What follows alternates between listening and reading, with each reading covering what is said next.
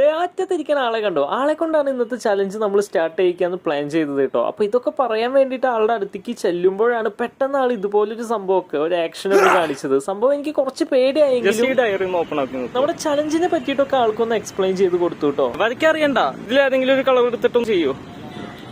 Okay, ബ്രോയുടെ പേരെന്താ? ലിബിൻ. പിക്ചറായിട്ട് വരയ്ക്കണമെന്നില്ല, വെറുതെ ഇങ്ങനെ നമ്മൾ എവിടെയെങ്കിലും കോറി വരച്ചിടില്ല. ഇപ്പൊ എഴുതിയത് തെറ്റിയാൽ നമ്മൾ വെറുതെ കോറി വരച്ചിടില്ല, അതുപോലെ എന്തെങ്കിലും ഒന്ന് കോറി വരച്ചിട്ടാൽ മതി. അതിനെ നമ്മൾ പിക്ചറായിട്ട് കൺവേർട്ട് ചെയ്യും. സൈനൊക്കെ ചെയ്യണ പോലെ. Yes, good good good. Yes, okay, thank you. ഈ പിക്ചർ കണ്ടിട്ട് ഇതിൽ എന്തെങ്കിലും ഉള്ളതായിട്ട് ഫീൽ ചെയ്യുന്നുണ്ടോ? സ്ക്രിബിൾ നോക്കിയിട്ട് ഇതിനെ എന്തെങ്കിലും ചിത്രമാക്കി മാറ്റാൻ പറ്റുമെന്ന് തോന്നുന്നുണ്ടോ?